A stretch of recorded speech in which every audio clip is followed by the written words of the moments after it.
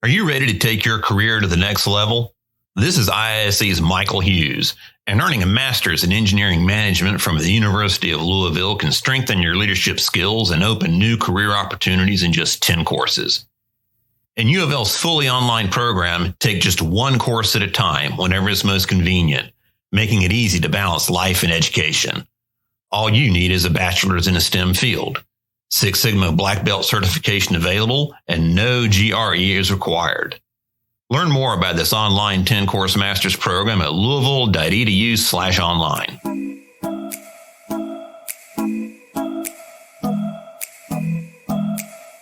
This is Problem Solved, the IISE podcast, where we talk to industrial and systems engineers about their work, ideas, and solutions.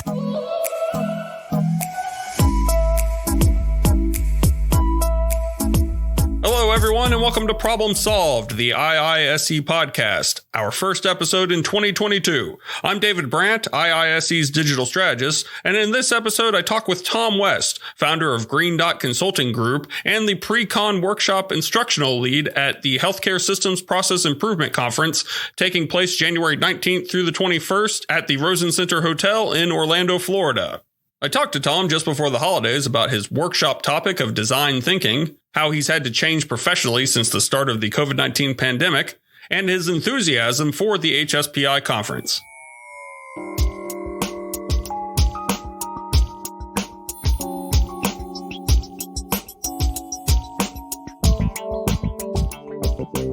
Tom West, thank you for joining us. Thanks for having me, David. Great to see you again. The last time we saw each other was HSPI 2020 in Savannah, which was on the precipice, if you will, of the start of the pandemic. Not exactly as exciting as I make it sound, but nevertheless, it was oddly timed. And I remember that weekend in Savannah, a lot of news was breaking about the first cases in the States. I think cases in California and New York were starting to appear. And then I just remember the feeling of the entire conversation that week just shifting immediately to coronavirus and the potential of a pandemic. So since we've been through that, and now here we are almost 2 years later, what's your overall feeling about the nature of change that's occurred since then, be it in your work and or your life? I think just hearing 2 years kind of reminds you that this has been pretty long lasting, and so many things before it are now different as a result of it.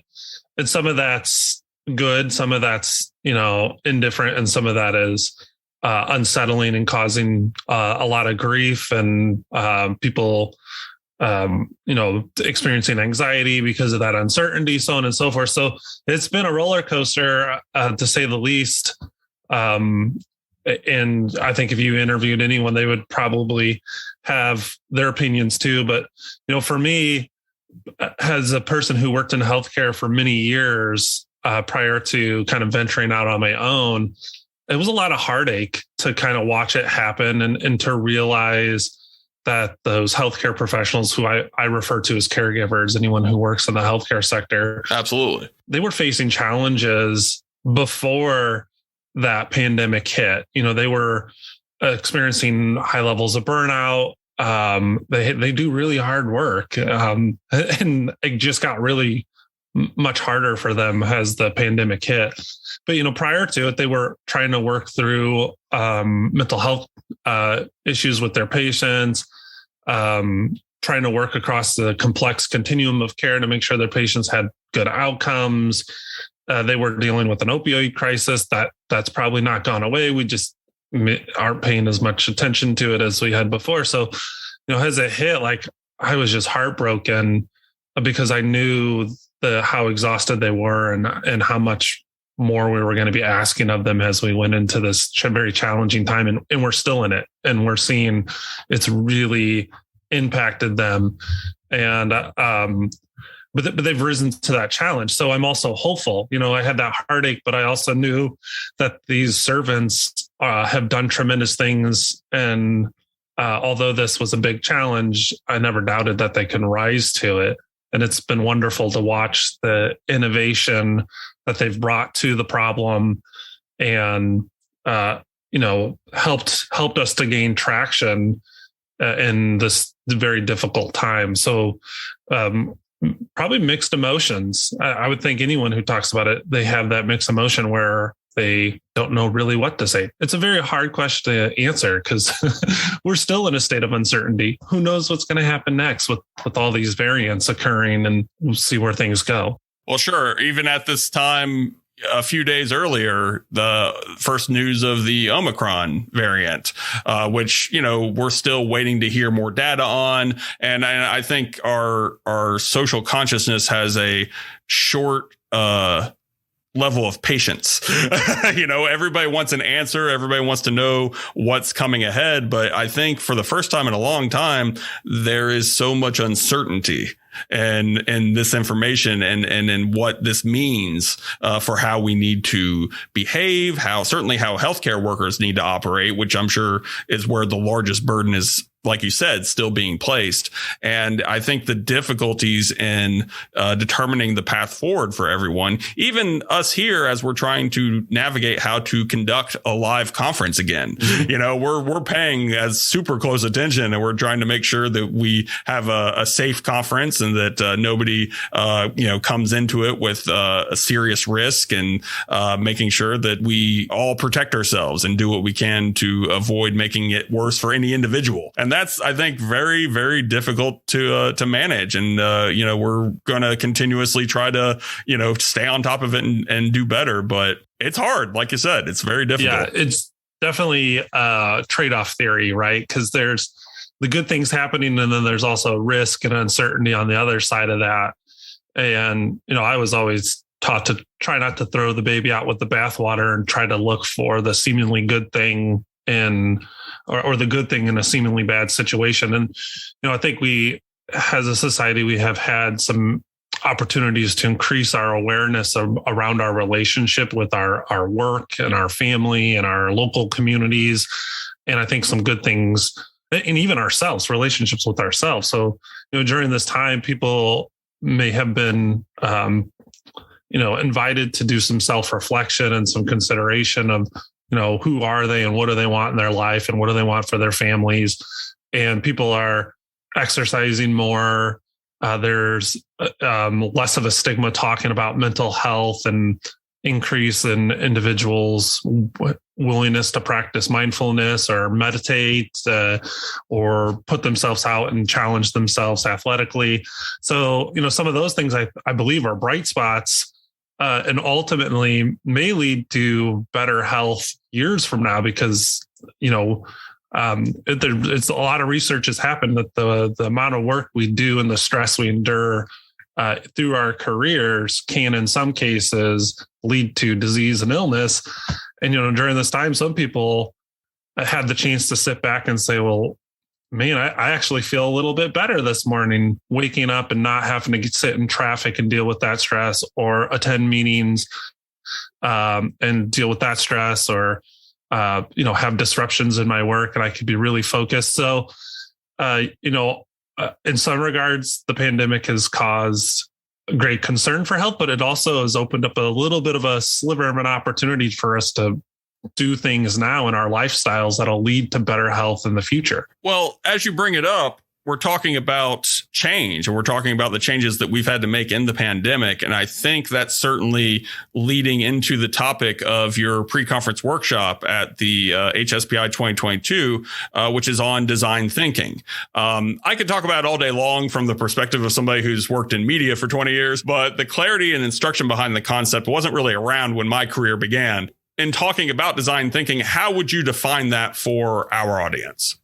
It's been around for a while, so it's popularized. There's some of the big innovating companies like Google and IDEO, and it's becoming a little bit more mainstream now in healthcare, and it's exciting to see.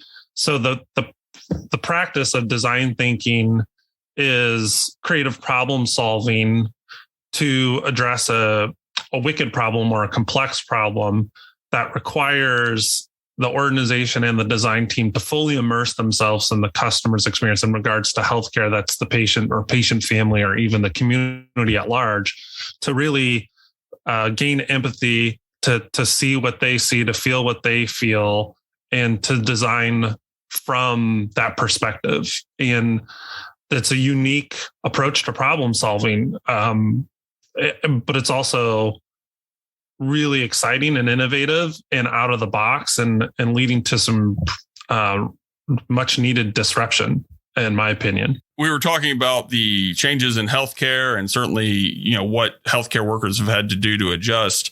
Design thinking in healthcare. You mentioned design thinking in general has been around for a while, largely with the tech companies.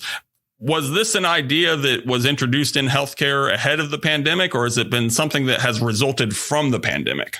I can't really speak like globally across the industry. I can only speak to my experience in the healthcare sector. And I could be unique in my experience, but being a small business owner and someone who advises health systems on their transformation efforts, I was, in April, an individual like many other individuals whose worlds got turned upside down as the severity of the pandemic escalated. Working almost primarily in healthcare, I went from, being overly busy to having absolutely nothing to do because the healthcare sector was inundated with challenges to the point where they couldn't even think about bettering themselves or bettering their business or applying continuous improvement. So before the pandemic, I felt that many healthcare organizations were trying to bring this skill set into their organizations to gain traction on the problems they were trying to solve. And many organizations were on their transformation. But I think as it hit a lot of organizations, at least the ones I was working with at the time, every one of them suspended those activities. Mm-hmm. And trying to re-engage that dialogue with leaders and with the organizations to get everything going again has continued to be a challenge. The door opens when we're in when the pandemic or the spread of the virus or the severity of the disease that it's causing in people is retreating. The doors open just a tiny bit and you engage in dialogue and you're like, well, all right, we're going to get this started again. And, the cyclical thing of all this, that door closes within a month. So, I think the seeds are there. The demand is there, but the watering, the nurturing of it hasn't happened. So I think they're planted. And if we allow ourselves to kind of go back and water those things and pour energy and nutrients into them, they can start to bloom and lead to good things. But who knows when that capacity is going to return?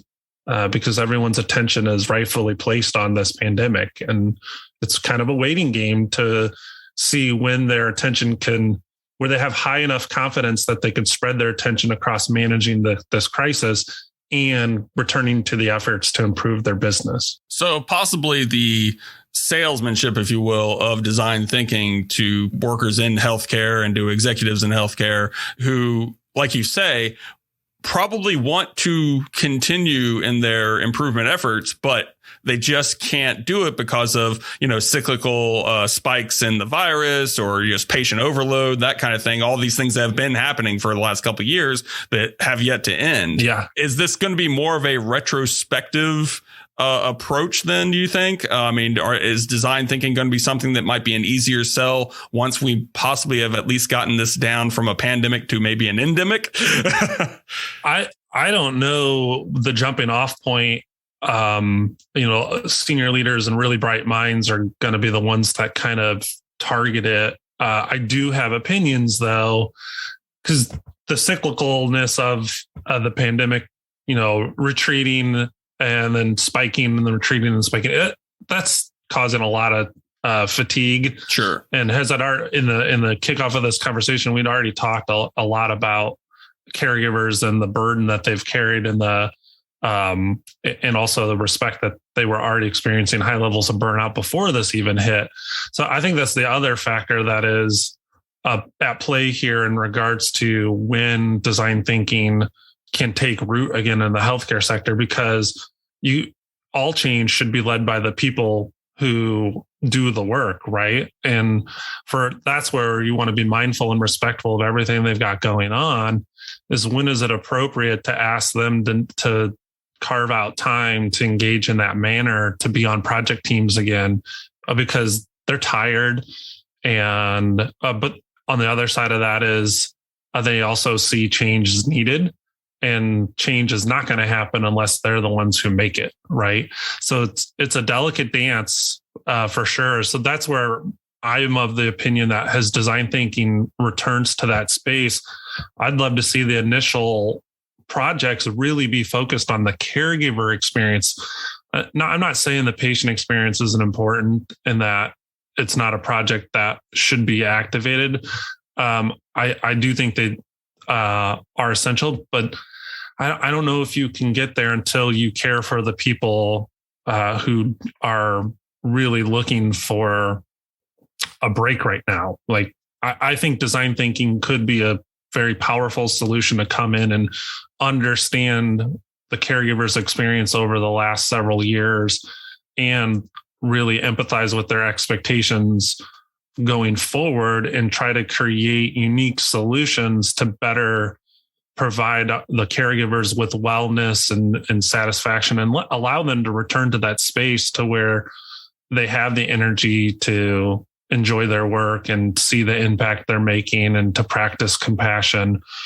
Right now, with everything they have going on, that those things are really, really hard to keep front of mind. And I hope that we can use design thinking to find ways to give them that space so that they can get back to that point. Well, and I think too, there might be parallels within, logistics and supply chains where you have companies and employees who maybe are wanting to experiment more with improvement efforts like, lean disciplines, like Kaizen, for example. If they wanted to implement that, or at the very least come to understand it as a way of improving their processes, they may be just in a tight holding pattern right now because they're having to deal with backups. And they're having to deal with just getting the shipment out. There's a lot of challenges there all the same as we hear about that really as much now as we hear about, the problems in healthcare and the challenges with caregivers. And I think that's something that, industrial engineers instinctively, I think, want to improve immediately. But I think this whole era we've been in the last couple of years seems to reflect that very test of that idea. I think that industrial engineers, be it whatever industry they're working in right now, probably have to deal with the now. They're just like everybody else. They have to deal with the now. Improvement may have to come later.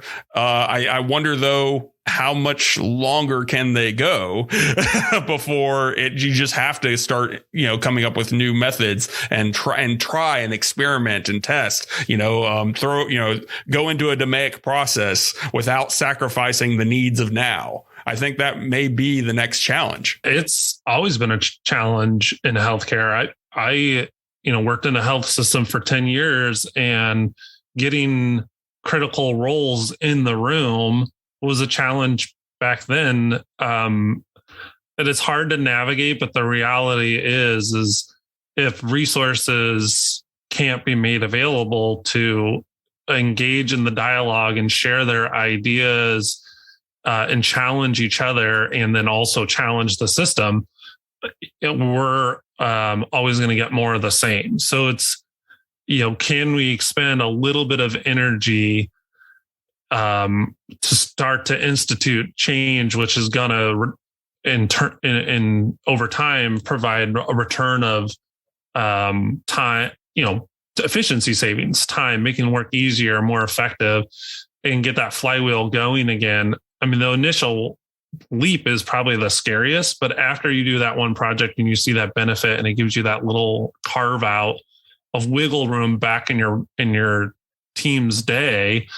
Now, what do you do with that wiggle room? Well, my opinion is you reinvest it in the next change, and whatever benefit that creates, you reinvest it in that change, and it becomes more of a compounding effect. So I think I would think probably pretty terrifying to take that initial leap, to put a bunch of resources in a room and do a Kaizen or a rapid improvement event. And design thinking is the same, has those approaches, right? It's very intensive, resource intensive, requires full engagement, a team in a room, often for 5 days, going through a facilitated exercise to understand the customer's experience or the problem at hand through the customer's experience, which very much so could be the employee themselves.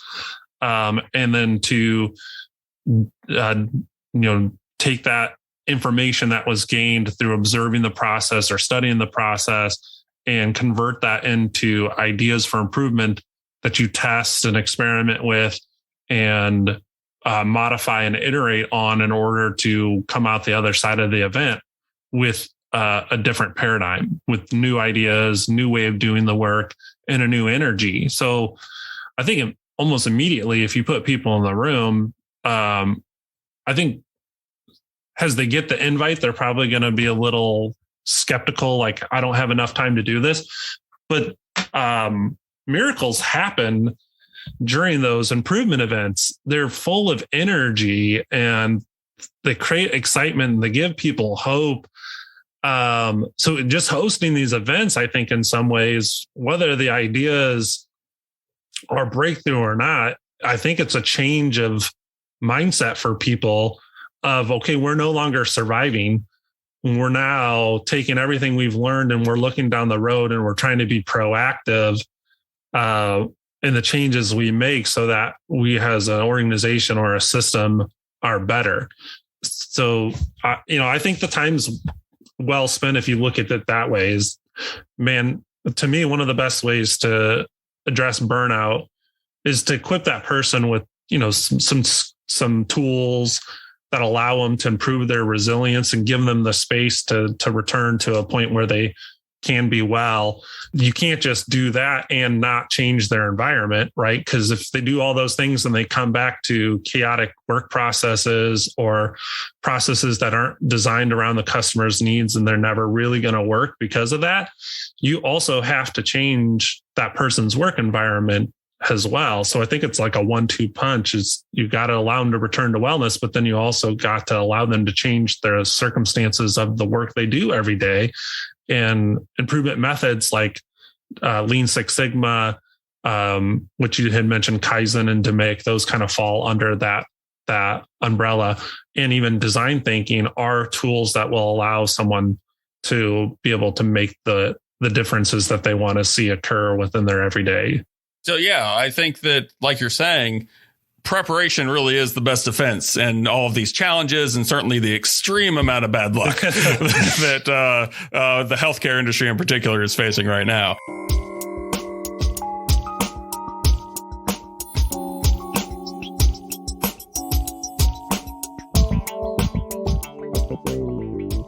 Have you ever been part of an engineering project or team and wished you were calling the shots?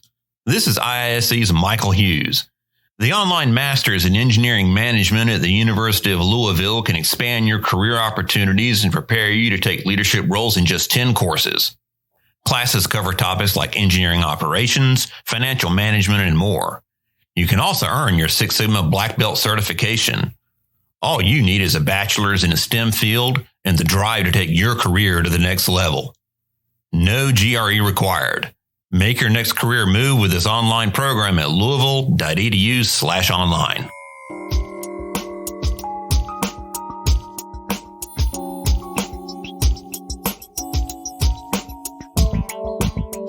I wanted to shift gears a little bit and talk a little bit more in detail about your pre-conference workshop that you've got coming up. But you identify yourself as an improvement nerd. And I think you even identified yourself as this when I met you a couple years ago. I want you to tell me a little bit more about why that is and explain a little bit more about the Green Dot Group.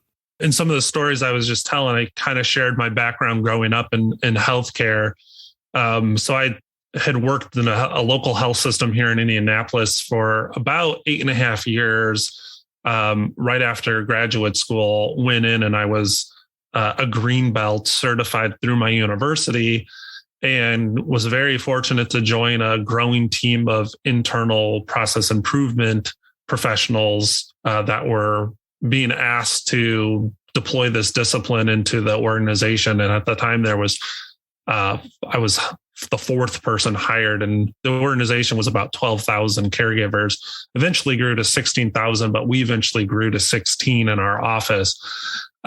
So I saw some tremendous transformation happen during my career within healthcare. And I really grew as an individual, thanks to the benefit of mentors and coaches and people who saw the best in me, because I have a degree in finance. So, fascinating. I didn't realize. Yeah. So, altruism, practicing empathy, thinking creatively, wasn't very natural to me. And analytics was my comfort zone. So like you gave me a project and told me to put an ROI to it, like, ooh, I love it. Yeah, that's my comfort zone. But working with a team and managing conflict and trying to empower them and keep them excited, and also instill in them trust in themselves, trust in their leaders, trust in me. Those things, numbers don't help you do that. So I really had to learn how to practice the soft side of being a belt as well as the number sides of being a belt. And I totally got addicted to watching teams achieve breakthrough. Like the energy was so contagious, right? You get a team, and on day one, there's a range of things. There's a couple people excited, but in large part, there's skepticism, right? Like people don't think that anything's going to be different. We've tried this before, it didn't stick, and here we are again. And then you work with them and they start to get traction. You show that you're there as a facilitator of their ideas and are going to help them test them in a safe environment and learn as they go. And you get this tremendous momentum. And as they do that, there's a shift of energy in that team. They went from disbelief and being discouraged to excited and passionate again. And that was like the drug for me. So I was like, okay, how do I keep this going? How do I get more of that? So I went from being a green belt to a black belt to a master black belt to getting my PMP, to becoming a master change agent, to getting my certification of organizational excellence. And, I was just knowledge seeking, and all the drive to do that was to equip myself with the skills so that I can transfer those to the caregivers, because they were the ones who could make change. And along the way, I just had to learn to embrace that was the nerdy side of me. And it was something to be proud of. And if I can embrace myself and all the things that make me unique, and I can be vulnerable in front of the teams I was leading, my hope was that they felt safe to be vulnerable too. So I would encourage the teams I was working with was to just do what makes you nerdy, right? Like just embrace that part of you. And, we're going to grow tremendously as individuals, and we're going to be able to bring our best selves to this effort. And if we can do those things, I'm over the moon confident that we're going to have tremendous results, because change always starts with an individual's willingness to try something different, right? In your case, getting beyond the numbers, it sounds like. I had to get way out of my comfort zone, because David, I'm an introvert, right? That's why I went to school. I studied business administration and finance, and I just wanted to be a really good analyst. I wanted to live in my bubble with my spreadsheets and just do forecasting and stay in that comfort zone. And that's why they hired me in healthcare initially. That's what the promise they gave me was that I would be their ROI person. I'm like, great, I'll do all your control charts and I'll do all the data analysis and all that. And it was a bait and switch, I tell you, because after about 3 months, they're like, we have more projects than we have enough people to satisfy. Tom, you're going out from behind your desk and in front of teams. See, that's where talent ends up getting you in trouble. That's what it is. Yeah. So I had to get comfortable being uncomfortable very quick, because public speaking was not natural at the time. I remember getting sick to my stomach in college whenever I had to do a presentation in front of the classroom. And same queasiness was there as a professional, having to make presentations in front of people I've never met before. But eventually, they kick you out of the plane enough and make you do the thing that scares you. You grow in your confidence that you can get it done. And instead of letting that fear overwhelm me, I would talk about it in front of my teams. I would tell people, I'm uncomfortable right now. My comfort zone is working with numbers. I have a finance degree, but today we're going to talk about emotions and empathy and the hard things. And that's not natural to me. And I'm assuming it may not be natural to you. So let's just be uncomfortable together and embrace that.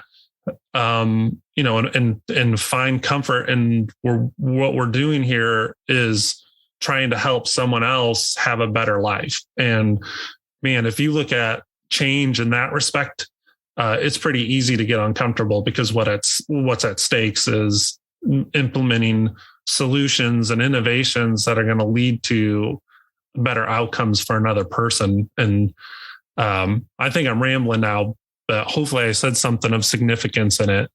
So that's kind of where the Improvement Nerd mantra came from, was just go with the flow, do what you love, embrace the nerdy part of you, because it allows you to show up. And as you show up, it encourages others to show up too. And that energy just kind of is like a ripple effect.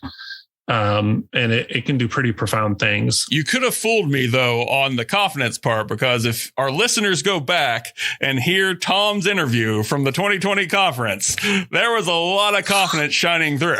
Like, I remember just having to kind of stand back a little bit. I'd hold the microphone out just enough because there was just confidence shining through. So if you want to hear an argument to what he just said, by all means, listeners, go back and listen to his interview from the HSPI 2020. So just to rewind that networking event, I remember in the hotel room in Savannah, looking in the mirror, telling myself I can go be around other people and I'll be okay, because it's anxiety inducing for someone who's an introvert to go to a networking event and meet people. And thankfully, certainly, when I got there, kind of bragging a little bit about the community you guys have created at your conferences. So when I got there, I was immediately welcomed by your all's planning committee and your leadership. And then in line, I was introduced to Vinny, and I met AJ Hobbs.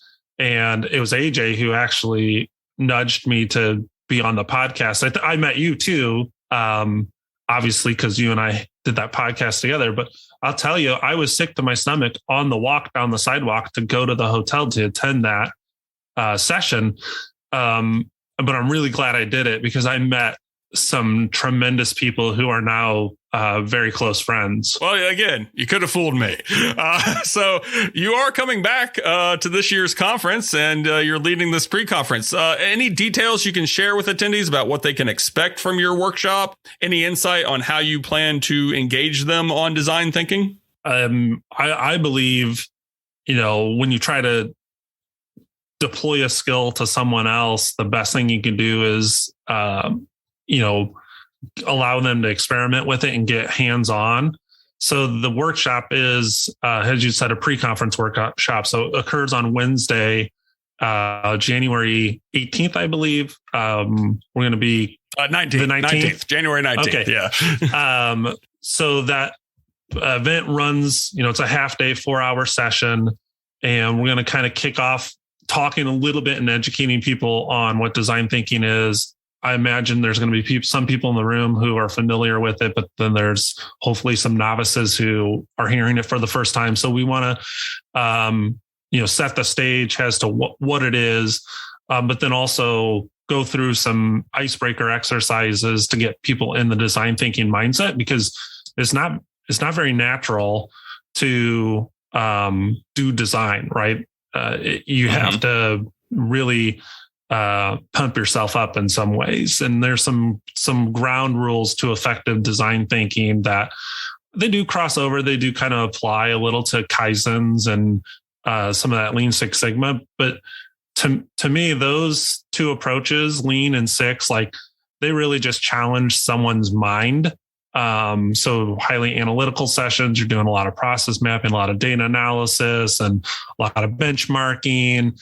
You're using a lot of that analytical muscle. Well, in design thinking, you will use that one, but you're also going to use your heart, and you're also going to use your gut. And you're going to use all three of those things interchangeably and repeatedly. And you're going to be pretty darn tired as a result of it. So we want to get people in the position to where they realize that that's what's essential to good design is, trusting your heart, trusting your gut, and using your head. So we've got some icebreakers that'll kind of get them in that mindset. And then, we're going to try to solve a problem. Obviously it won't be a full blown design sprint. Design sprint typically runs over 5 days. So the ideas we come up with they're going to be doodles. They're going to be scratches on a piece of paper, but we're going to do some sales pitching. We're going to allow people to air their ideas in front of someone else, which is terrifying, because people want their ideas to be perfect and right the first time around. But reality is ideas are often pretty ugly early on, and through showing them to other people and seeking feedback from them, you're able to bring the complement of those ideas to your ideas and grow them and mature them. And as a result of that, you come up with something that's pretty unique. So excited to host the conference and somewhat, expose people to this world that maybe they haven't had a chance to work with them before. And I'm just hopeful that, someone catches the bug. If just one person catches the bug and says, holy smokes, we need to be doing this back at my organization, to me, that's a win. Now, if everyone in the room drinks the juice and the Kool-Aid and they want to do it too, I'm like, I could just hang it up right there because I'll have done more than I hoped I would have achieved in going out there. Let's clarify too that by catching the bug, he means the idea and not the virus. No, not that one. I'm teasing. You did talk a little bit already about your experience and what brought you to the conference and your the results of the experience in 2020. So what's kept your interest? What's brought you back to this year's event despite the ongoing pandemic? And what advice would you give to someone who's maybe still on the fence about it, regardless of circumstance? It has never really left my mind because the people I met while out there haven't left my mind either. So I'm still in regular conversation with the friends I made while I was out there. Some of them have been guests on the podcast that I was hosting for a while. You and I, we exchange and have banter back and forth through LinkedIn. And so the sense of community is really what has kept it front of mind.